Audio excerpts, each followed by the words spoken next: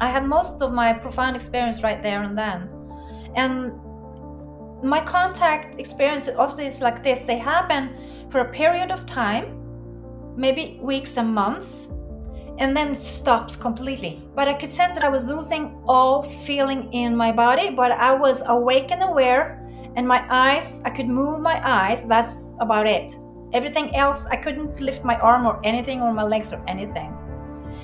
So I was lying there in my bed. When I used to go to bed, I used to lie naked under the covers, and then I could see with my eyes the covers was slowly being pulled away, pulled down from my body.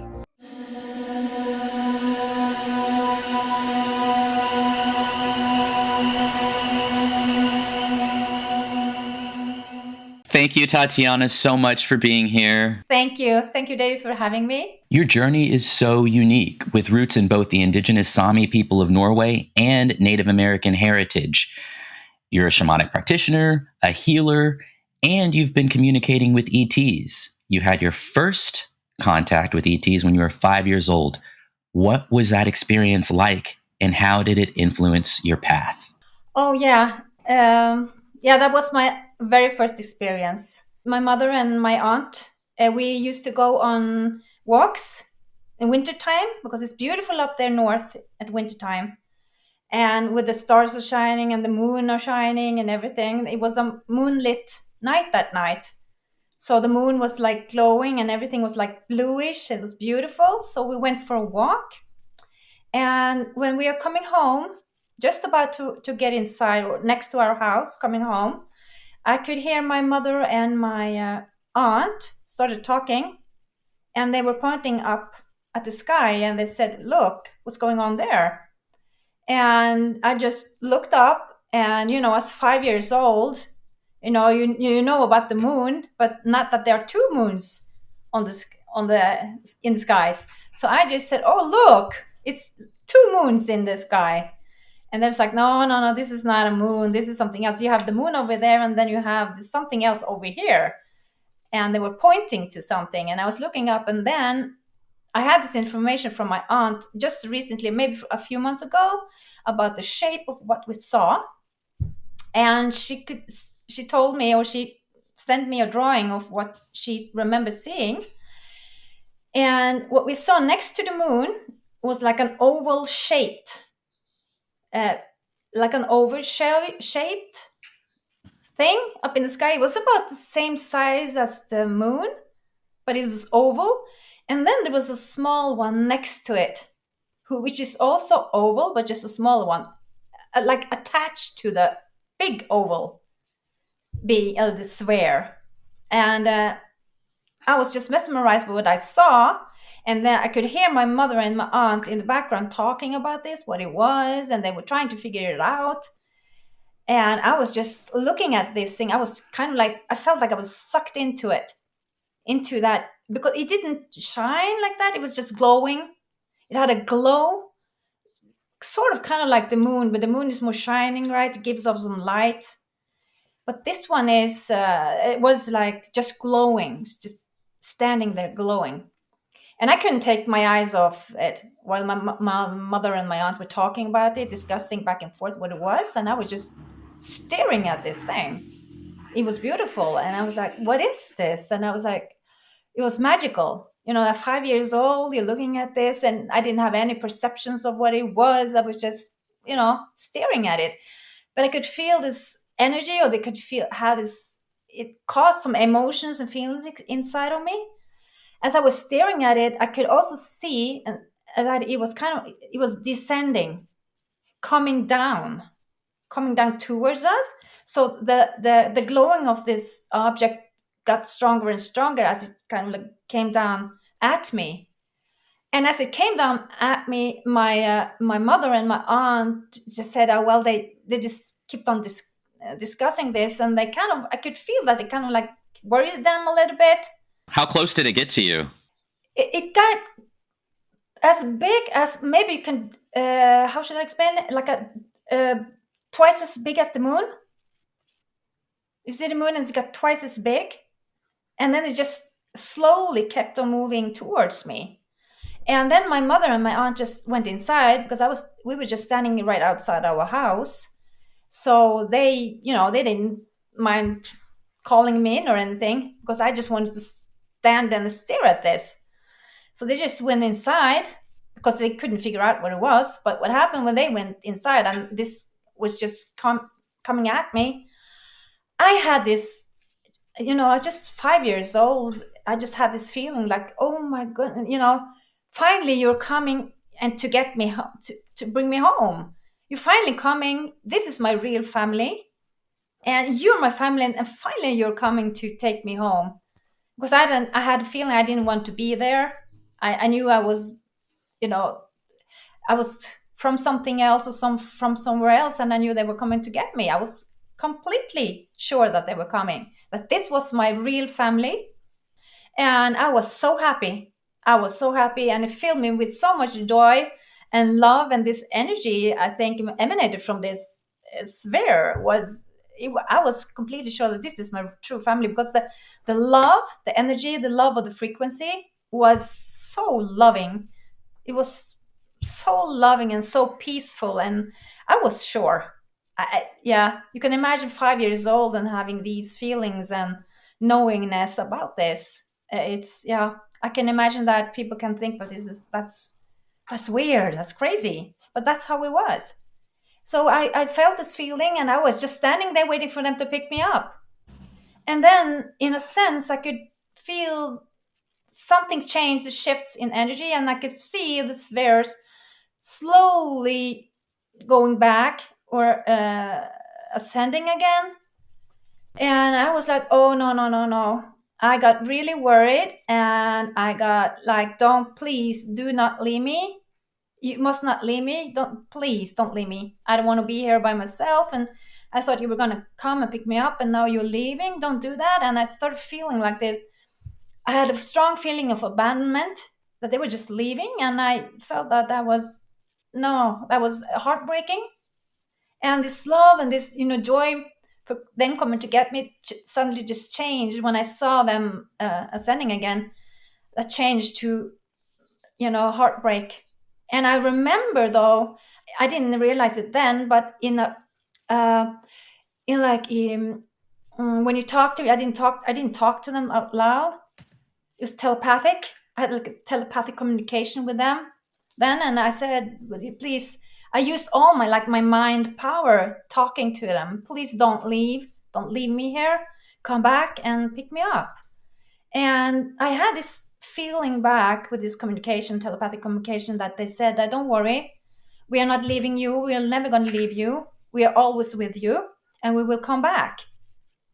We just wanted to come and check on you, sort of feeling. They just want to come and check everything's fine here. Hello, we are here, and don't worry, we will come back.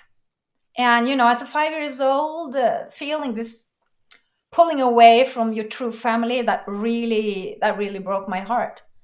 So I just cling to it and said, no, no, no, please. I can remember that feeling. That was heartbreaking, and I think I just cried and all sorts of things. I was just grabbing onto to anything I had in front of me, to just stairs.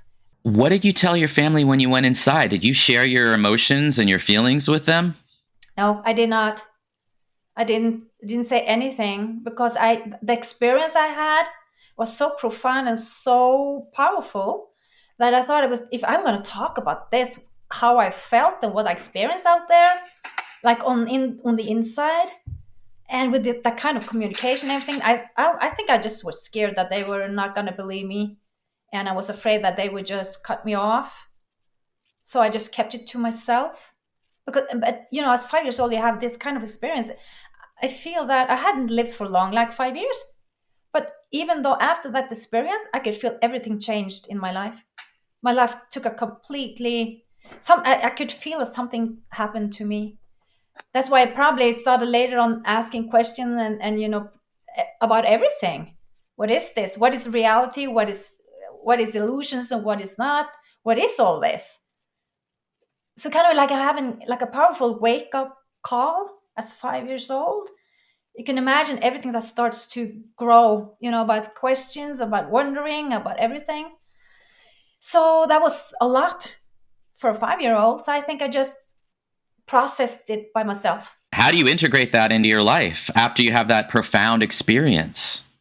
Well, that's a good question. That's a very good question. I haven't thought about it, but I can just only relate to the feeling and what I experienced. I think everything was so strange and so powerful that I didn't know how to process it at all. I just thought that, okay, this happened. It's just what it is. So I think I just had to, and I think I got some help as well. I think that just helped me to kind of slowly process it as I go on or went on in life.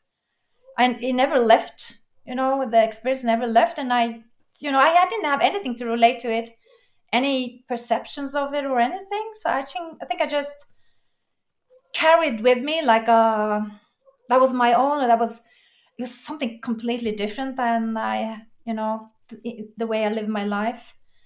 I don't know. I don't know if I could process it at all. I must have had some help or something to manage to process it like a little bit at a time. Being of the indigenous Sámi people and Native American, did you have an awareness of the star people at all? Was there any conversation about that in your family? No, not directly about the star people as such, but they are very spiritual, open minded.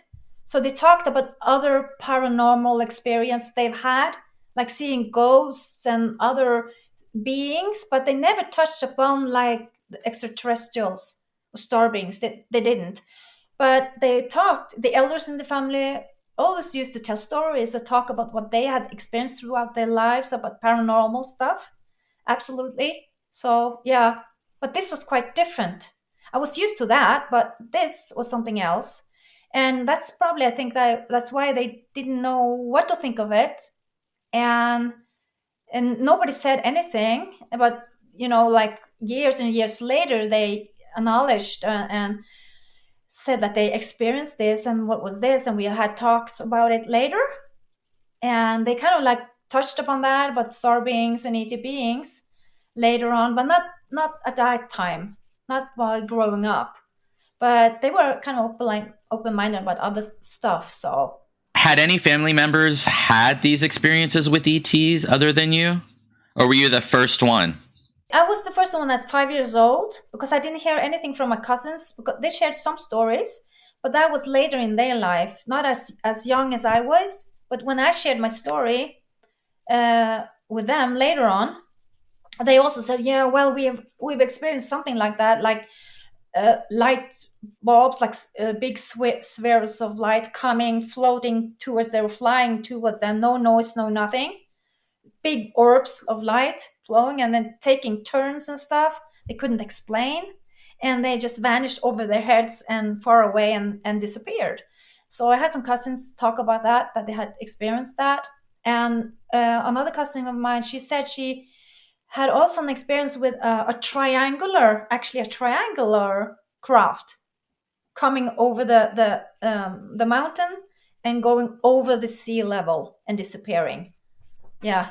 So they told a couple of three stories about that, about these spheres, and it was one with these triangular. Yes, I've heard that this runs in the family, that there's a certain part of your brain called the caudate putamen that might be like a magnet that attracts ETs or ET communication. Yeah, exactly. I've heard that too. That it probably runs in the family. That because my grandmother had an exceptionally profound experience herself that she hadn't talked about for years and years, and that was an amazing story. So I also heard that it kind of like if one have had it in the family, it always the other one or one maybe particular one or several will have that too. Yeah. Would you mind sharing your grandmother's story? Sure, sure, I'll do that. Yeah. It happens so that we have this summer house.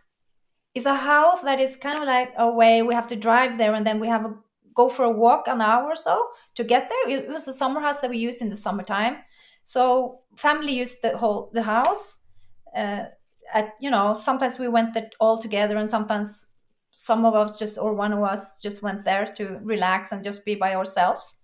And this house is next to the sea, and we have a boathouse as well there. And my grandmother was at this house by herself, and then she told the story. But when I was before that, me and my cousin was sitting in my mother's living room at my house, talking about if we what's going on, are the ETs, and what we were talking about the ET and UFO theme and about everything. And I was, I love to watch the stars at night. I could sit there for hours just watching the stars at night, and I, of course, waiting for them. Are they going to come back to get me, to pick me up this time? So I was sitting there, and my cousin and I had this discussion. And one night we were talking about this, and suddenly my grandmother came into the room. It was in the living room at my mom's house. This was in the 80s. I forgot to say that. It was in the 80s. I was a teenager then. And she walked into the living room, overhearing what we were talking about, come next to the table where we were sitting, and she said, "I can hear you talking about this stuff. And it's interesting because I had this experience. I would like to talk to you, or to tell you the story about what I experienced." And you can imagine me and my cousin, when we heard her say that, I was like, "Grandmother."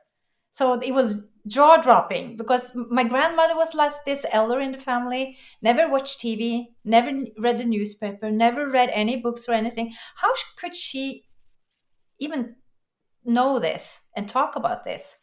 That was very baffling to us. We was like, "What?" And she said, "Yeah, I'm going to tell you a story now.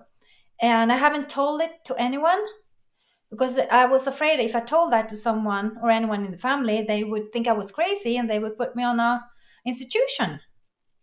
And yeah, we thought, well, yeah, we can relate to that. And she says, since you're talking about this, you're wondering, and seemingly, seems open to it. She wanted to know if you want to hear a story, and I said, which, of course, yeah. It was like, of course, but it was so strange because this was our grandmother. We knew our grandmother. What's going on? And she started telling that we have this summer house that we only use it in summer as like a cottage, but it's a house that next to the sea, and that we have a boathouse also next to the house. And sometimes our family go there, or some of us, or some of our family members go there by themselves.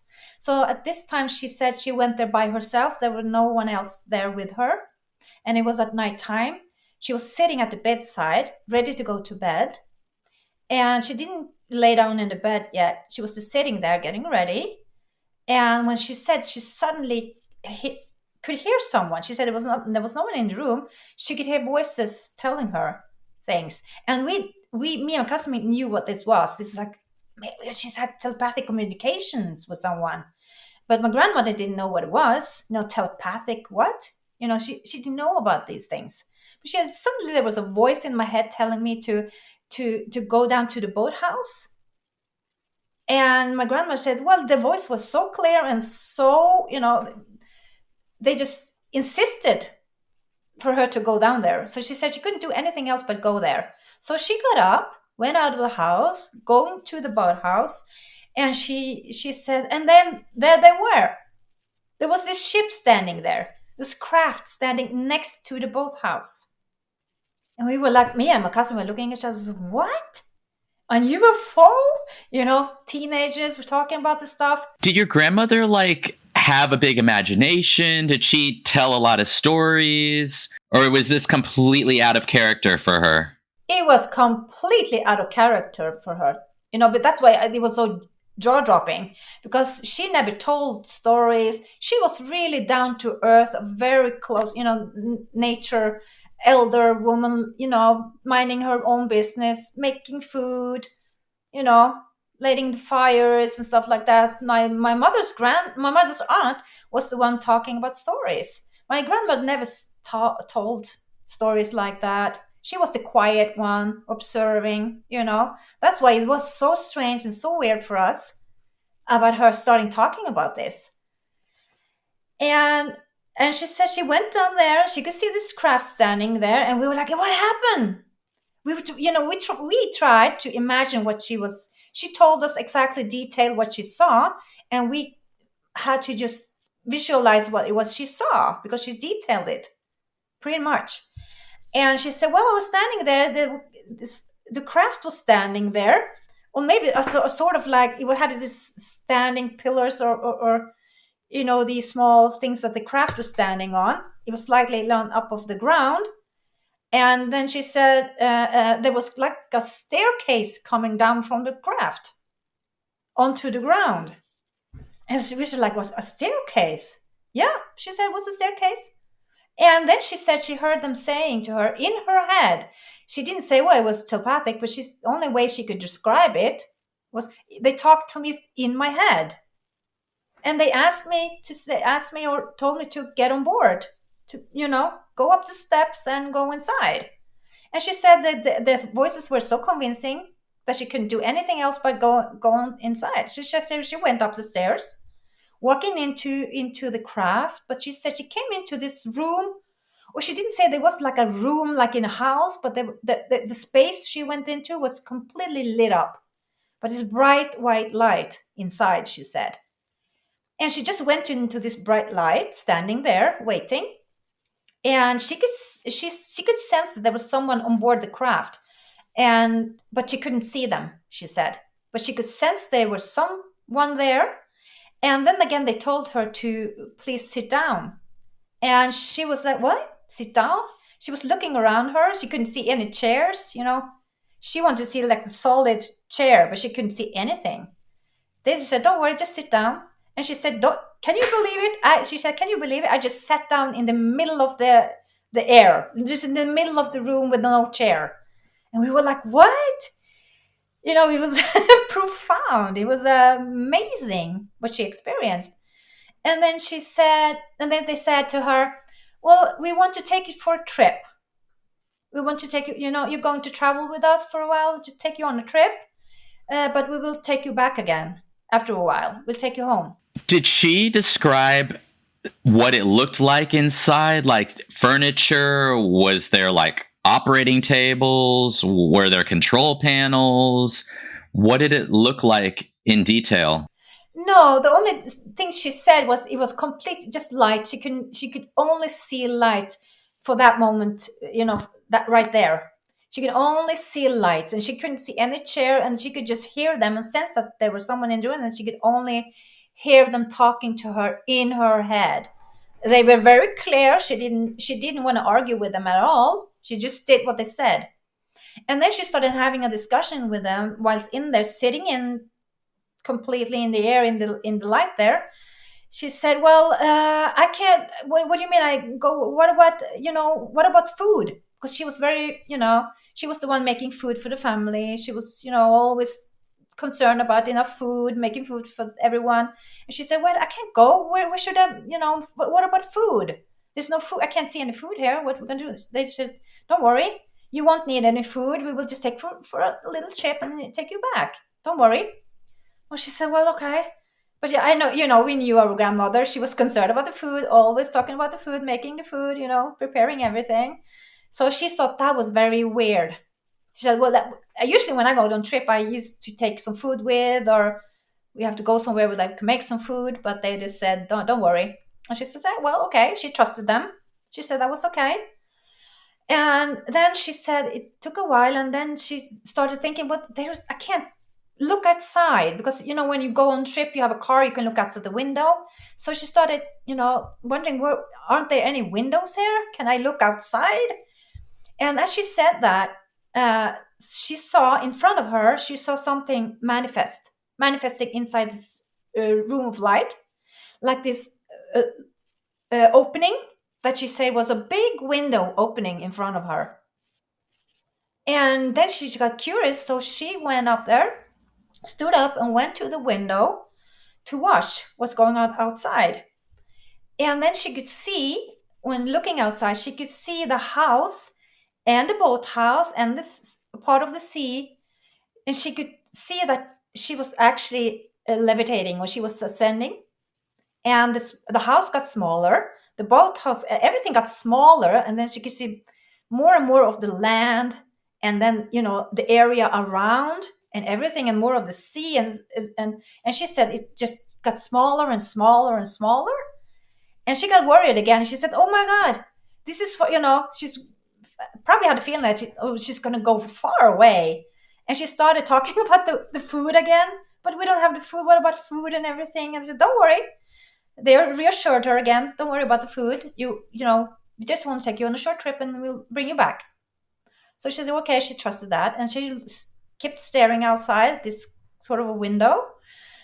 And she could then see that she started seeing everything from the place, the area, the land, and then parts of the planet, the Earth. And not long after that, she could see she said, suddenly I could see the Earth like a small ball, like a small tennis ball, like this. So she said, was staring at it, and the Earth was just as small as a tennis ball. She said that was very weird. She didn't have any notion of what that was. She couldn't explain it. But we knew, oh my God, she's been really taken on board a ship for a trip. We knew that, but she just talked about like, this is weird. I don't know what it is, and just kept on talking. And as soon as she said she saw that Earth like a little tennis ball, and then she said, then suddenly after that, she found herself at her bedside again, sitting on the side of a bed again. Did they explain to her why they picked her up? What was the whole purpose of waiting this many years to show up? They didn't tell her anything at all. She didn't tell us that there was some reason for them taking her, no. But she said, after that, after what she experienced, and she was sitting there on the bedside, because my grandmother was like, she said that she used to be very afraid of dying. And she was very afraid of the dark. So she always used a flashlight walking, between the houses, my house and my grandmother's house. She always used a flashlight. And she said that was weird, she said, because after that experience, she had no fear of death at all. And she said the fear of the darkness was also gone. So she said that's what she got out of that experience. And that was profound for her. And that was something, so for her it was very important, because she said, I was really afraid of dying, but I'm not now anymore. The fear of dying in the darkness is completely gone. And she proved that by, after that, years after that, she never used a flashlight again, walking in the dark. So that was that was kind of like a confirmation that she just completely, all her fears and worries and anxieties and all that stuff was gone. And I could see that something happened to. I remember I could sense that she was almost like she was something else. Something had happened to her. She shifted, and these things changed with her. We could see the changes, because going with a flashlight was a big deal for her. But she never used one. She walked around in darkness after that. Was she a religious woman at all? Did she have any prior beliefs in God or higher power or anything like that? I'm just curious if this rocked her world.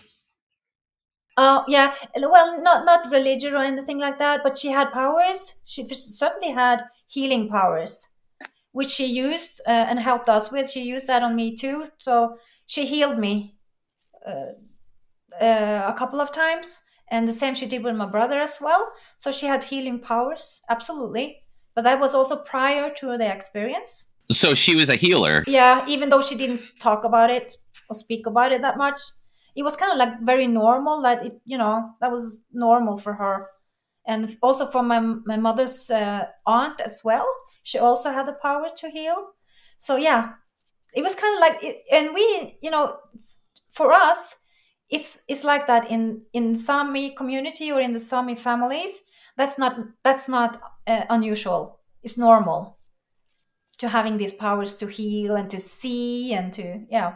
Can you give me an example of what your grandmother would heal? Yeah. So I had, when I was younger, I had these wart. Did you call it wart on your fingers? A wart. A wart. Yeah. I had a big one there, and it was really bad and it really hurt. And I said to my grandmother, can you help me? I have this. What can I do? Can you help me? So it really bothered me. And she said, oh, okay, come over. sit on my lap, and I will see what I can do. So I remember she was taking her hand around my thumb where I had the wart, and she just got quiet, and I could see that something was going on inside of her. I think she was reading something, because I could see her slightly like saying something, but I couldn't hear it. I could see her lips moving. And then it was just a few minutes, and then she said, okay, now it's going to be a fine. It's going to go away. Just wait and see. A couple of days or so, it's going to be gone. And I was like, what? I didn't know if I believed it or not. I thought it was like magical, but I didn't know if that was actually going to happen. But yeah, just a few days after that, the wart was gone. And I was like, what? That was magic. It was completely magic. But what happened, it was a few days after that again, the wart jumped from this thumb over to the other thumb. At the same place, but the other thumb. And I ran to my grandma and said, Grandma, you just moved the wart to the other thumb. And she was like, oh, goodness. Oh, yeah. So it was a laugh about that one. It was funny. And she said, oh, well, I have to do the other thumb as well. So she did the same procedures as the other thumb. And a few days after that, it was gone and it never returned. That's incredible. That's like literally magic. Yeah, it is. Warts just don't go away like that. No. I never forget that. It was weird, but it was funny that she jumped over to the other thumb, but she got that one. She said, well, now it's over. No worse on the thumbs anymore. And yeah, I never had that ever again. So, but she also healed my brother's knee once, and she did some small healings here and there. So I guess that's where I got these healing powers as well. So it runs in the family. When did you discover your own healing gifts?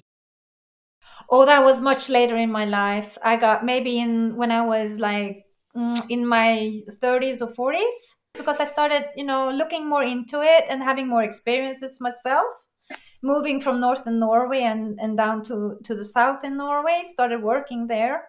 And after all I experienced with these things, especially from when I was 5 years old, and my grandmother's story, if it wasn't for my grandmother telling her story with meeting the star people, I probably would be lost and I don't know what to do, or maybe I would never have picked that up. The search for answers for what was going on and what happened when I was 5. But after my grandmother told the story, I just, I have to find out about this. I really have to find out about this. So the search for answers started then, and that was in my 20s. And alongside of that, I started noticing that I also had the healing gifts and the shamanic healing gifts and others. I started also seeing things and also hearing spirit talk. So that's when it started, basically. But it just slowly progressed over the years. So, did you have any other contact or experiences with ETs along the way? Yes, I did. When I moved to the southern Norway, uh, moving into a small apartment, in the city of Oslo, the capital of Norway, that it's strange that a lot of those experiences are happening there in this small apartment in a city. But it did. I had most of my profound experience right there and then. And my contact experience often is like this. They happen for a period of time, maybe weeks and months, and then it stops completely. And then it can go months before it starts again. So it goes like in like it goes like, how should I put it? Uh, Back and forth. It stops. A lot of experience at a short time stops, and then I probably it's because I need some time to integrate, some time to process it, for my growth, my spiritual growth. So yeah, it happened a lot, and this was in the early 90s. Yeah, the early 90s. I was 20 and up, so a couple of 20, 21, 22 and up. Happens along 3 or 4 years. I had these experiences going on. Yeah. Would you mind sharing some of your experiences? Yeah, I don't know where to start because there's so many. There's so many. Which ones had the biggest impact on your life? Oh goodness, that must be the one when they came to heal my hip and knee. I had this problem with my knee and hip, and I was going to bed that night, uh, uh, having problems, and I was worried about this. I didn't know what to do about it. You know, I couldn't walk, and what is this? You know, all these questions. I was lying in my bed.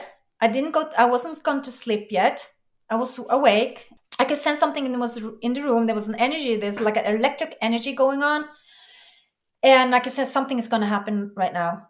And I could also start hearing this very loud noise. It sounded like two metallic plates rubbing together. It was really high pitched sound. Never heard the sound ever again. Not before, not after. And it got really loud. It kind of like penetrated my right ear. In all, you know, it almost hurt. But then it went into my ear, and then it stopped. But then I could sense that I was losing all the feeling in my body. It was not. Um, I can't say it was like a sleep paralysis, but it wasn't like that. I have read about it, and heard other people talk about it, but it was quite different. But I could sense that I was losing all feeling in my body, but I was awake and aware, and my eyes, I could move my eyes. That's about it. Everything else, I couldn't lift my arm or anything, or my legs or anything. So I was lying there in my bed. When I used to go to bed, I used to lie naked under the covers, and then I could see with my eyes the covers was slowly being pulled away, you know, pulled down from my body. And I got a little bit shy, so I just said in my head, in a telepathic way, I just said, no, no, no, please don't take off my covers because I'm naked under there. So I was kind of like a little bit embarrassed and shy. And I felt that they were very respectable, and they accepted my request and they respected it. So I wasn't scared or anything. So I felt that I had a kind of like a communication with them, and they heard me. So they stopped the covers right beneath my belly button, and everything was fine. It was like, okay, this is okay. And then because I had another experience as well where they did the same thing, but I didn't mind the other experience. But this one is that was the first one with the healing, so I was a little bit shy, and but they were respectful. And then when I was lying there, my foot, my whole foot, from my hip down to my sole of my feet, my whole leg was lifted straight up towards the ceiling, like straight up. I couldn't feel anything. I just saw my whole leg lifted straight up to the ceiling, and all I could do was watching this. I couldn't feel anything. And then the foot, my whole leg started rotating to one side first, in big rotations, one side first, and then it stopped, and then it rotated back on the other side. You know, they were going on like that for a while, back and forth. You know, and I was like, "What?" That was so weird because I had no feeling, and I said, How is this possible? That my entire leg is rotating both ways without me feeling it? That was weird. And then slowly the foot was laid down again, put down. And when that happened, after a while, I could sense that my feeling in my body came back. It's like when your foot is asleep, and when you stretch it, you can feel this strong tingling, and that's how my whole body felt like this very strong tingling. And it was weird feeling, but I knew that okay, my feeling is coming back. I started, moving my hands, my fingers, and I was back, still laying there, didn't go to sleep at all. But I said, what happened? You know, what happened? And I tried to contemplate that, couldn't get any answers. I didn't connect it at all to my hip and knee problem, because the experience itself was so profound. That's like, what happened? But the day after, When I was going, got up, get ready for work, trying, okay, maybe I have to try to go to work, see how my hip and knee is. And if I don't get well, I have to go to the doctors. But I went to work. I had no pain at all, no problem with my hip, no problem with my knee. It was gone and it stayed gone, and it has never returned since that, ever. So I was completely healed right that night. That's incredible. Do you believe that these are benevolent beings? Absolutely, I've had no problems with them whatsoever. I was a little bit scared the first time they came into the room and doing this paralysis or this energy work on me that caused my body not to. I couldn't move. The first time that happened, I was a little bit scared, and I said that to them. Oh, this is I'm. What is this? And I noticed that they knew that I reacted on it, and they just said, "Don't worry, your body is." So they told me that my body is reacting with fear. It's not within my mind. They said it's not within your mind. It's just your body who reacts, by itself with fear. And when they explained to me how that works, after that, when they come to me several times after that, I understood. So I didn't have any concerns after that.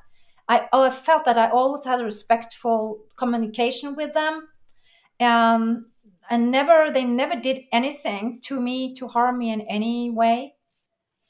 Not physically, not emotional, nothing. Do you ever see them physically with your eyes? I have, yeah, I have manifested in a room. Yes, I have. Yeah. What do they look like? Oh, they're different. I've had some ones that are lightly blue skinned, and they had like slightly like cat features to their faces, slightly blue, and they had these cat features, big eyes, like a lion nose, and the split in the lips, and I just call them the cat beings. Have they told you where they're from? Oh yeah, they told me that these blue beings. They told me that they are connected to Sirius. So there are a lot of planets within the Sirius constellation, but they gave me the feeling of Sirius, that those. But I also had contact with the Pleiadians, and then also these elders. I call them the elder builder race. That guy was in my bed one time, and when I turned, I could see his face, and I could see straight into his eyes. That was also he was physically manifesting in my bedroom. And what did he look like? Oh, he was what I probably would say most people would get scared seeing him, I guess, because his head was twice as big as mine, maybe, yeah, much bigger than mine, twice as big or even bigger. And he had brown skin. His skin looked like he had this old skin. He was very wrinkly, you might say, big wrinkly all over the face, big black eyes, and he had kind of like this outgrowth hair in his forehead going around his head like that. I can remember he had this outgrowth hair and these big eyes. But at first when you see something like that, because I had experience prior to him showing up, so I wasn't scared. I was like, oh, so here's another one. And I felt that he was one of these elders in this builder race. I call them the elders in the builder race. They are very, very, very old species, or very old group of beings. So I felt that they have been here or in the universe creating a lot of environments to live on, like plants and building things in the universe. I don't know what else, how to explain it, but yeah. Have they explained to you why they're visiting you and why they're here? Well, yeah. What sense they have given me is that they are. That's why they say that there are star. I use the word star seeds here on the planet. There are star seeds, so they say they are family, and we have with them agreed to come here, living a human life in a human body for this time, but we belong.